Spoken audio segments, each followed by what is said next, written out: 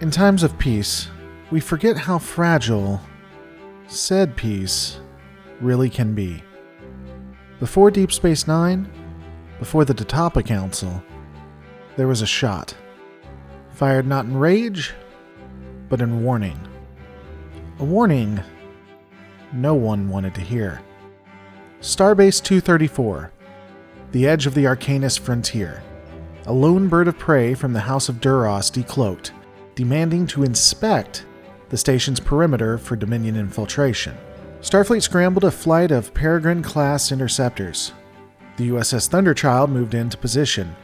No orders to fire, just tension and time. Then it came, a single torpedo. Whether warning shot or provocation, it struck the outer pylon of the station, shearing through hull plating. Station shields came online. The fighters opened fire. One bird of prey was hit, trailing plasma as it cloaked and vanished. No lives lost, no declaration made, but the truth was clear. The war had already begun. For nearly a generation, the United Federation of Planets and the Klingon Empire stood side by side. Allies, warriors, brothers in arms. But peace is not trust, and trust is not forever. In 2372, the Klingons accused the new civilian government of Cardassia, the Kitomer Council, of being infiltrated by the Dominion. They demanded a purge. They demanded war. But the Federation refused to join them. Instead, Captain Benjamin Sisko took the USS Defiant behind enemy lines to extract the Kitomer Council, rescuing them from a Klingon fleet already en route to cleanse Cardassia. When the Defiant returned to Deep Space Nine, the Klingon Empire came with it. 25 Klingon warships decloaked above DS9. Gowron's ultimatum was clear: surrender the Kitomer Council or face the consequences. Sisko refused. And so, Gowron, the Chancellor of the Klingon Empire, did not break the treaty with words. He broke it with fire. The Klingon fleet opened fire on Deep Space Nine. Photon torpedoes lit the sky. Disruptor bolts rained down on the station's pylons and docking ring. But the station, recently upgraded with enhanced shielding and 5,000 torpedoes, held. Starfleet weapon arrays targeted the lead ships. The Defiant flanked from behind. Klingon ships began to fall. Still, they pressed forward.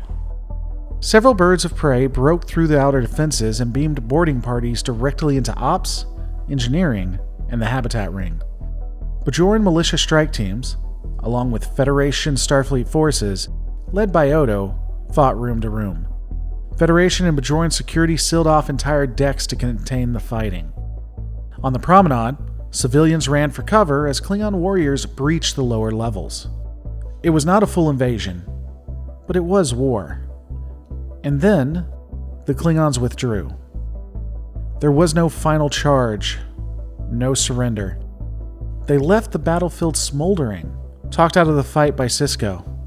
This happening just before a full-scale Federation fleet, dispatched from the border, could arrive. Reinforcements from the Third Fleet dropped out of warp to find only wreckage and wounded. At the same time, a Bajoran task force, hastily assembled at the Ashala shipyards, arrived in system. Ready to fight, too late to fire a shot. Their presence was noted and remembered. The damage was done. The Khitomer Accords shattered. The alliance was over. The Klingons seized dozens of Cardassian worlds, calling it Protectorate Oversight. Old ambition, long buried, rose again. The Empire remembered its borders, and it remembered what it meant to take. Starfleet hesitated. The Federation stalled. The Klingons did not. The war began with silence, and ended with voices raised in blood. This was not yet the Dominion War. It was not yet the final stand, but it was the beginning of the unraveling. The moment peace was no longer a promise, but a memory.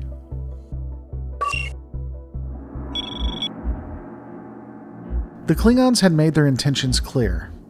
They were no longer reclaiming old borders. They were seizing the future. And they struck first. They struck loud. Arcanus 4 was the first world to fall. The Klingon Empire had long claimed the Arcanus sector as disputed space. Lost honor, temporarily ceded. But in 2372, they stopped disputing. They started taking.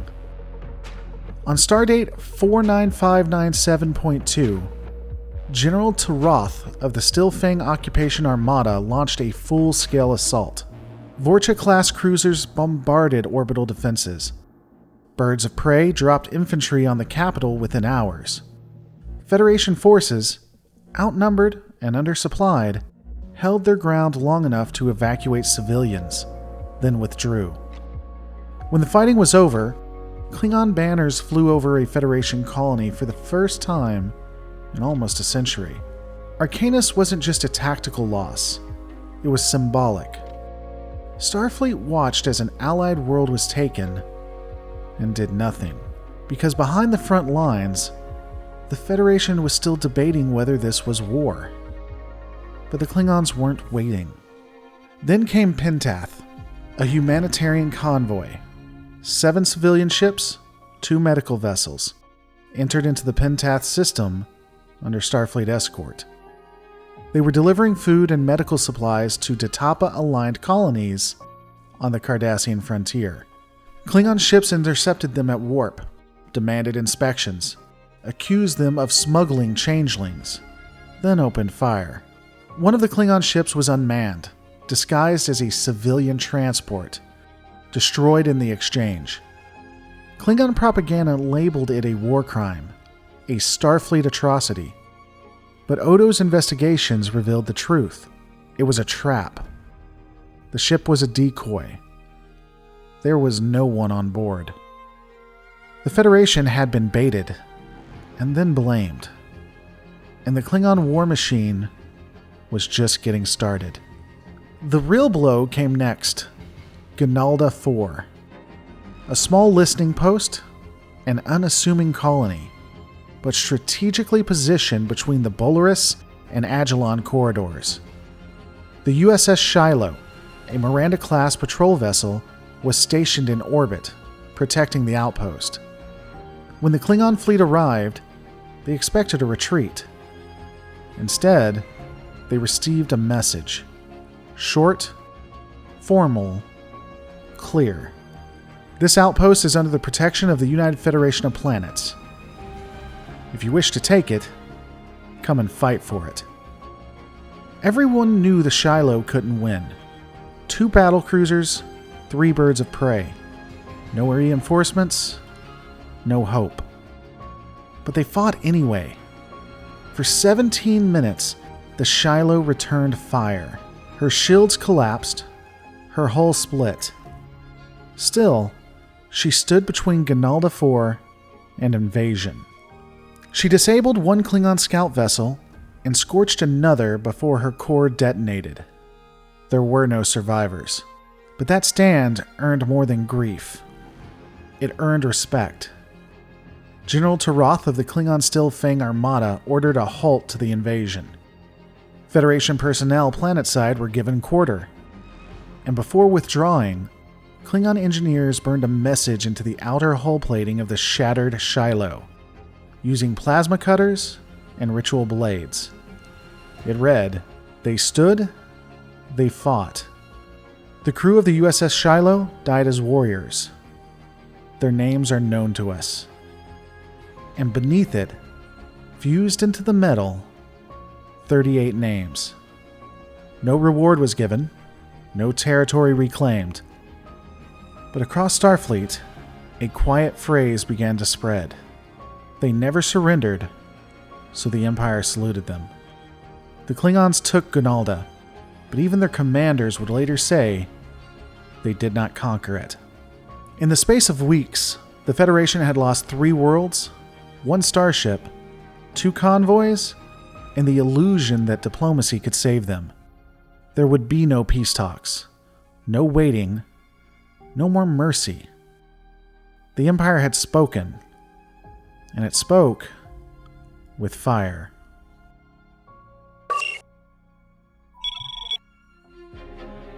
By early 2373, the guns had gone quiet.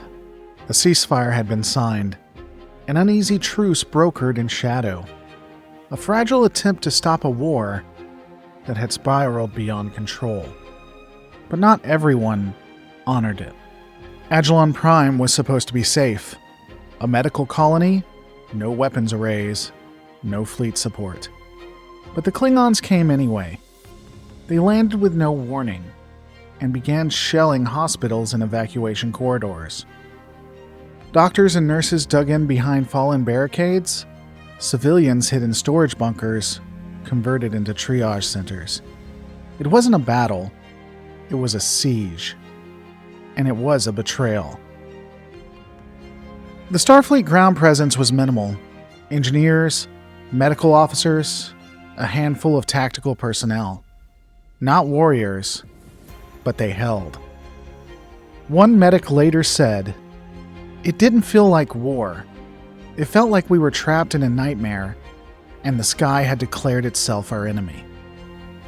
But Agilon did not fall. Not because of Starfleet, but because of Bajor. A Bajoran strike group, engaged in training exercises near the frontier, intercepted the colony's distress signal. Their Starfleet liaison ordered them to hold position.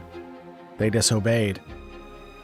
Major Taylor Avon led 3 Bajoran assault fighters and 2 shuttles into the Agilon atmosphere under fire. Their objective? Buy time. They succeeded. In coordinated strafing runs, they broke up 2 Klingon infantry clusters, evacuated nearly 300 civilians from a makeshift field hospital, and retreated with only 1 ship lost.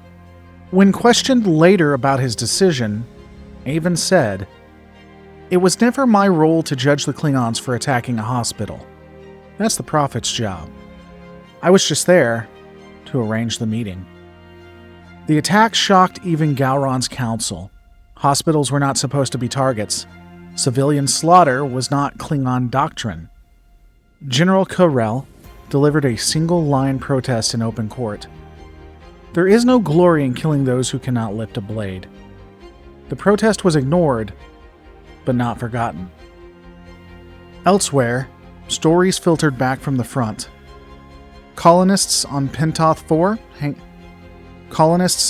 4 hanging themselves with Federation banners to avoid capture. Starbase 92 refusing surrender after 6 hours of bombardment.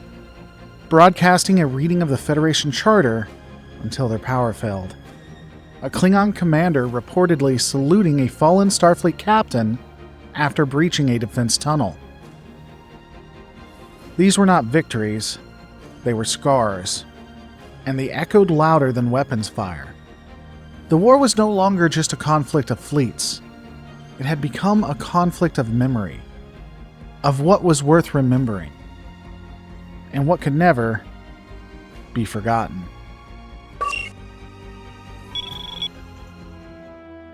After Agilon Prime, Starfleet Command could no longer deny the truth. The ceasefire was over, even if no one had said it out loud. And so they began planning a counteroffensive. But before they could launch Operation Arcanus Retake, they needed certainty. And for that, they needed scouts. Operation Thunderwatch was a high-risk reconnaissance mission into the Lambada Cluster, a volatile sector between Federation space and the Klingon supply lines. 2 ships were sent. The USS Osterman, a Nova-class survey ship outfitted with long-range sensors, and the USS Braddock, a Defiant variant escort with a single mission. Keep the Osterman alive. Their orders were simple. Scan for cloaked vessels. Confirm a clear corridor for a relief convoy to Agilon. Report back. What they didn't know was that the Klingons were already waiting. The Red Claw ambush fleet, led by Captain Daragoth, had powered down their ships, hiding in phase shadow clusters, undetectable by standard scans. The recon team entered the corridor. They saw nothing. They reported a green light, and the trap was sprung. As the Osterman began to withdraw, the Braddock's sensors picked up an anomalous spike, barely detectable. 2 birds of prey decloaked and fired. The Braddock took heavy damage in the first volley. Shields collapsed, hull breached. The Osterman tried to flee, its sensor logs only partially intact. Captain Daragoth let it go, on purpose, because the real target hadn't arrived yet. 6 hours later, Starfleet gave the go-ahead. The relief convoy launched under command of Rear Admiral Reva Tashan.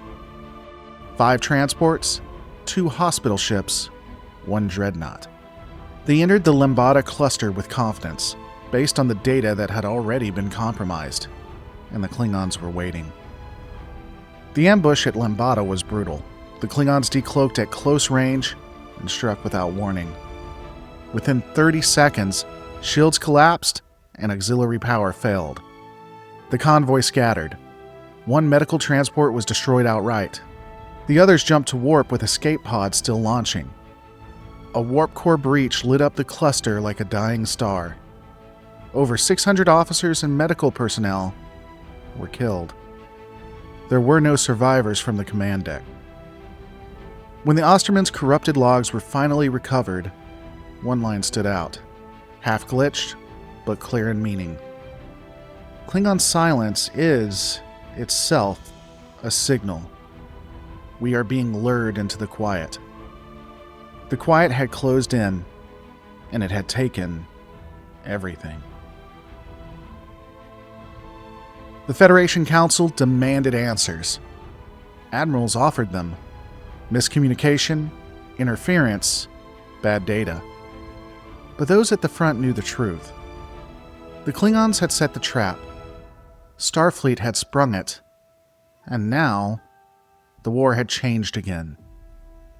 No more patrols. No more escorts. The Federation had learned what the Klingons already knew. This was not a conflict about claims or treaties. It was a test. Of judgment. Of will. Of who could strike first. And not flinch when the silence hit back.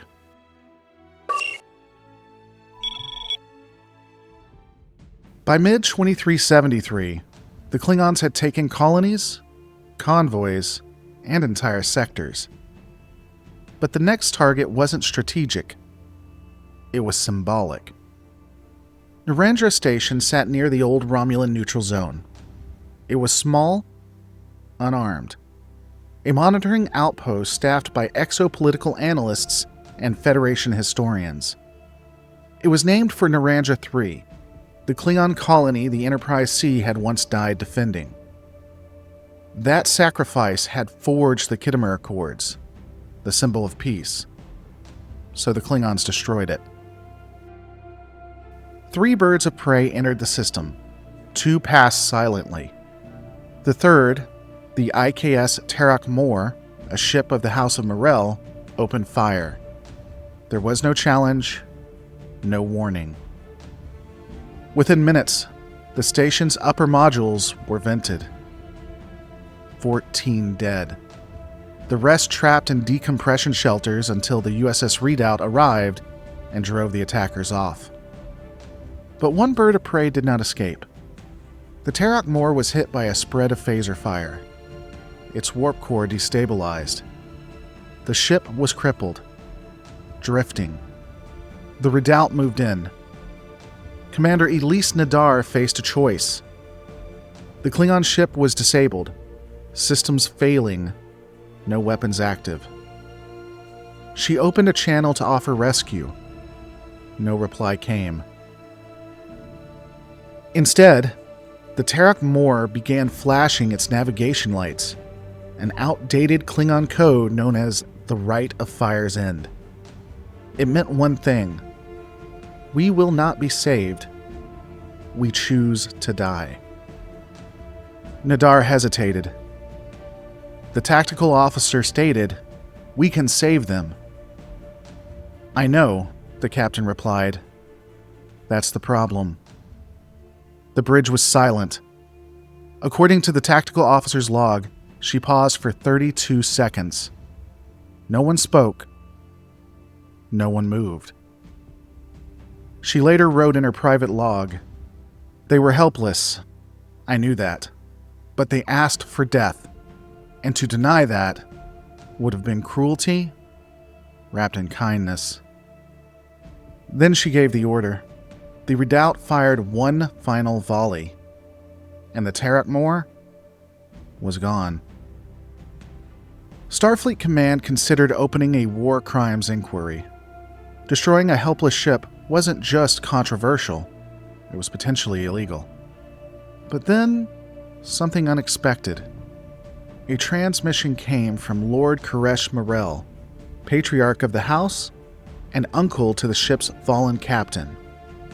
It said only, "There is no shame in death when it is chosen. The Terrakmor died a warrior's death. You granted that wish. My thanks to your captain for understanding what many warriors forget. Mercy is not the same as honor." The investigation was closed. No commendation, no punishment. Just silence and memory. Later, when Klingon salvage crews recovered the wreckage, they found a message scorched in the inner hull plating. "We die whole, we die facing the stars." It was not tactical, it was not necessary, but it mattered. Elsewhere, the symbolic attacks continued. A Klingon ship disabled a relief vessel headed for Naranja 3 itself, just to erase the name. A Federation colony removed the Klingon War Memorial under fear of reprisals. And in a closed council session, one Klingon warrior broke his bat'let and laid it at Gowron's feet, saying, "We are not fighting the Federation. We are fighting our own reflection." He was dismissed, but the wound remained. This war was no longer about conquest. It was about memory, and the attempt to erase it. But memory fights back. It burns. Brighter than torpedoes, brighter than any star, and it does not forget.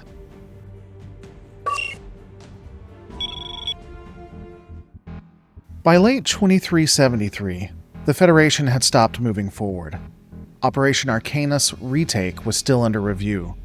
Supply lines were frayed. Morale was bleeding through the cracks. And the Klingon Empire continued to press its advantage. Even if its reasons were becoming harder to define. It was at this point that Starfleet's oldest founders broke the silence. The plan was never officially approved, but it was never stopped either. 2 task forces, one Vulcan, one Andorian, linked in secret maneuvers near the Khitomer Expanse. They weren't supposed to be working together. Vulcan ships were bound by pacification doctrine. Andorian battlecruisers answered only to their homeworld's defense ministry. But both groups had had enough. The Vulcan commander later explained their reasoning in typical restraint. "We projected that high bandwidth interference would affect Klingon communication arrays. If it happened to also prevent Starfleet from issuing a recall, that was unfortunate." The Vulcans provided stealth. The Andorians provided fury. Their target? A Klingon forward logistics hub in the Takar system. Used to resupply ships pressing into Federation space. It was defended, but lightly. The Klingons believed the sector was out of reach. They were wrong. The Andorians struck first, charging straight through the outer defense grid while the Vulcans jammed all long-range subspace communications. The raid lasted only 9 minutes. 1 depot exploded. 3 birds of prey were crippled. A command center was reduced to ash. Before Starfleet could issue a reprimand, the task force had already retreated into Federation space. Officially, no statement was issued. Unofficially, the message was clear. The Federation might be patient, but it wouldn't wait forever.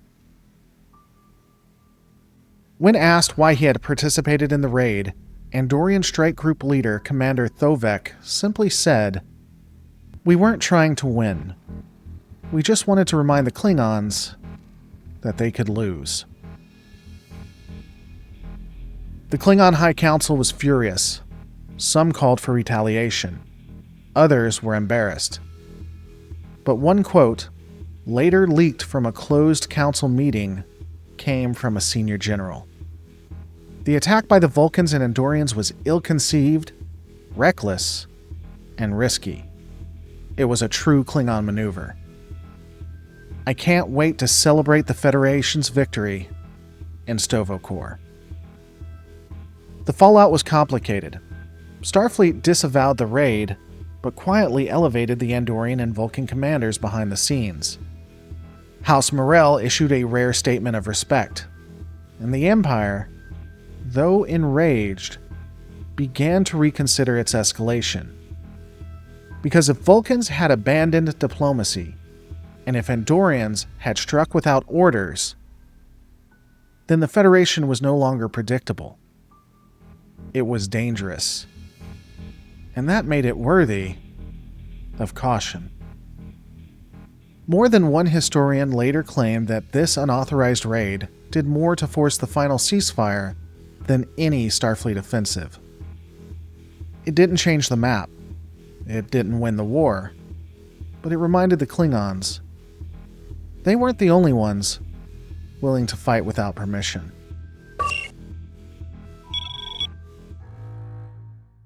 By the end of 2373, something in the war had changed.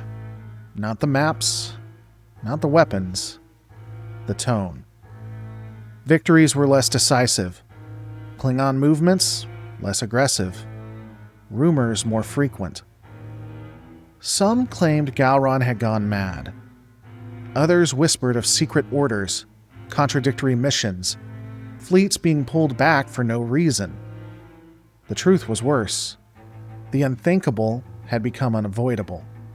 The war had been orchestrated, not by the Klingons, but by the Dominion. Starfleet believed Chancellor Gowron himself had been replaced by a changeling, and if that was true, every order issued in the name of the Klingon Empire was a lie. A covert mission was launched. No diplomats, no admirals. Just 4 people. Captain Benjamin Sisko, Lieutenant Commander Worf, Chief Miles O'Brien, and Constable Odo. They would infiltrate the heart of the Klingon Empire, Sto-vo-kor. Disguised as Klingons using genetic implants, they entered the most fortified command post in the Empire. This was during a prestigious Order of the Bat'leth induction ceremony. Their objective? Expose Gowron. If they were wrong, they'd only ignite the war again. If they were right, they would end it.